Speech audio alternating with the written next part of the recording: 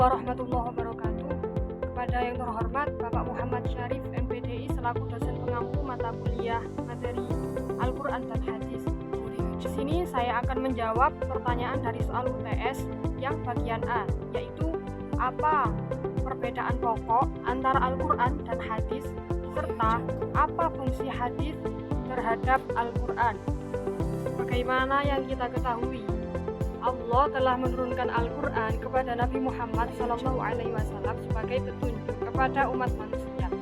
Secara pengertian, Al-Quran adalah kalam Allah yang diturunkan kepada Nabi Muhammad, yang menjadi mukjizat bagi beliau serta membacanya dihitung sebagai ibadah. Nabi menyebutkan bahwa Al-Quran adalah firman Tuhan yang harus disampaikan sebagai tugas kerasulan beliau. Selanjutnya, para sahabat berbondong-bondong mulai menghafal Al-Quran serta sebagian menulisnya di berbagai media sesuai dengan teknologi yang ada di masyarakat Arab waktu itu. Selanjutnya, Al-Quran ini mulai disusun pada masa-masa Khulafaur Rasyidin pasca wafatnya beliau dan usai pada masa Khalifah Utsman bin Affan radhiyallahu anhu. Ternyata, berlalu zaman, muncul urgensi untuk mengumpulkan perkataan, tindakan maupun persetujuan atau takrir Nabi yang saat ini kita kenal sebagai hadis. Seiring masa kodifikasi, pengumpulan hadis pada sekitar abad kedua Hijriah, diketahui bahwa Nabi pun selain menyebutkan ayat Al-Quran, juga menyatakan beberapa hal yang disandarkan pada Allah. Dalam ilmu hadis, hadis-hadis yang dituturkan Nabi dan disandarkan pada Allah ini disebut dengan hadis qudsi. Nah, seringkali muncul pertanyaan, jika Al-Quran adalah wahyu Allah, mengapa masih ada hadis qudsi? Bukankah Nabi adalah penutur wahyu Allah dan di setiap yang beliau katakan ini adalah wahyu? Karena sebab inilah Al-Quran ini menjadi terjaga, baik karena adanya hafalan para sahabat maupun tulisan-tulisan mushaf yang berhasil disusun.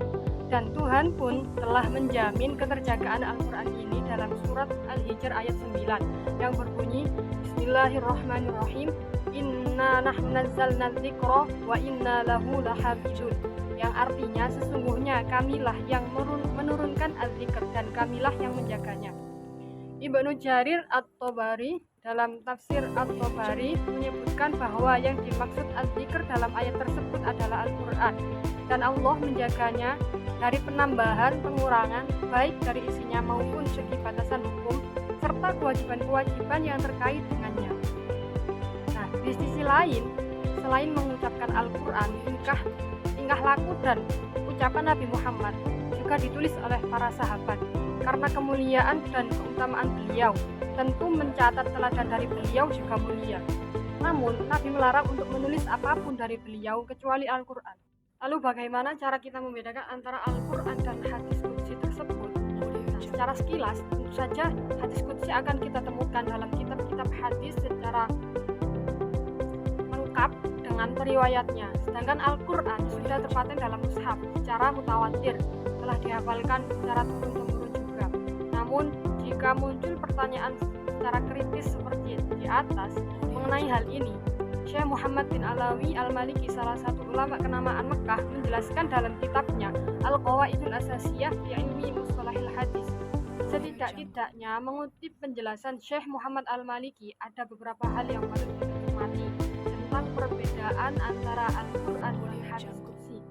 Nah, yang pertama, Al-Quran adalah mukjizat yang terjaga sepanjang masa dari segala pengubahan, serta lafaz dan seluruh isinya sampai taraf hurufnya tersampaikan secara mutawatir atau turun-temurun. Nah, yang kedua, Al-Quran tidak boleh diriwayatkan maknanya saja. Ia harus dihafalkan sebagaimana adanya. Berbeda dengan hadis qudsi yang bisa sampai kepada kita dalam hadis yang diriwayatkan secara maknanya saja.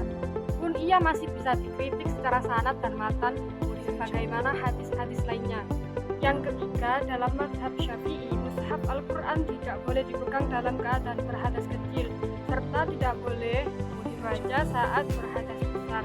Sedangkan pada hadis qudsi, secara hukum ia boleh dibaca dalam kondisi berhadas. Yang keempat, hadis qudsi tentu tidak dibaca saat sholat, berbeda dengan ayat Al-Quran. Yang kelima, membaca Al-Quran, membacanya adalah ibadah, dan setiap huruf diganjar 10 kebaikan sebagaimana disebutkan disebutkan dalam banyak hadis. Yang keenam, Al-Quran adalah sebutan yang memang berasal dari Allah, serta nama-nama Al-Quran yang lainnya. Yang ketujuh, Al-Quran tersusun dalam susunan ayat dan surat yang telah ditentukan. Yang terakhir, lafal dan makna Al-Quran sudah diwahyukan secara utuh kepada Nabi Muhammad, sedangkan lafal hadis qudsi bisa hanya diriwayatkan oleh para periwayat secara makna. Sekurang-kurangnya itulah perbedaan mendasar antara Al-Quran dan hadis qudsi. Jika ditelaah lebih lanjut, tentu masih banyak perbedaan yang bisa didapat. Tujuan mengenal perbedaan ini adalah supaya kita tidak dibingungkan dengan pertanyaan-pertanyaan kritis tentang Al-Quran. Selain itu, untuk mendapatkan sumber-sumber hukum agama Islam dan pedoman iman kita secara benar dan proporsional. Selanjutnya, fungsi hadis terhadap Al-Quran. Fungsi hadis terhadap Al-Quran yang paling cocok adalah sebagai bayan, sebagaimana ditandaskan dalam ayat yang artinya keterangan-keterangan atau mukjizat dan kitab-kitab. Dan kami turunkan kepadamu Al-Quran agar kamu menerangkan kepada umat manusia apa yang telah diturunkan kepada mereka dan supaya mereka memikirkan. Quran Surah An-Nahl ayat 44. Ayat tersebut juga menunjukkan bahwa Rasulullah SAW bertugas memberikan penjelasan tentang kitab Allah. Penjelasan Rasul itulah yang dikategorikan kepada Al-Hadis. Umat manusia tidak akan bisa memahami Al-Quran tanpa melalui hadis tersebut. Al-Quran bersifat kulli dan am, maka yang juz'i dan rinci adalah hadis. Imam Ahmad menandaskan bahwa seseorang tidak mungkin bisa memahami Al-Quran secara keseluruhan tanpa melalui hadis. Imam Al-Syatibi juga berpendapat bahwa kita tidak akan bisa mengistinbat atau mengambil kesimpulan dari hukum Al-Quran tanpa melalui hadis. Dengan demikian, jelaslah fungsi Al-Hadis terhadap Al-Quran itu cukup penting, yaitu sebagai bayan atau penjelas. Sekian yang bisa saya sampaikan, kurang lebihnya saya mohon maaf yang sebesar-besarnya. Wassalamualaikum warahmatullahi wabarakatuh.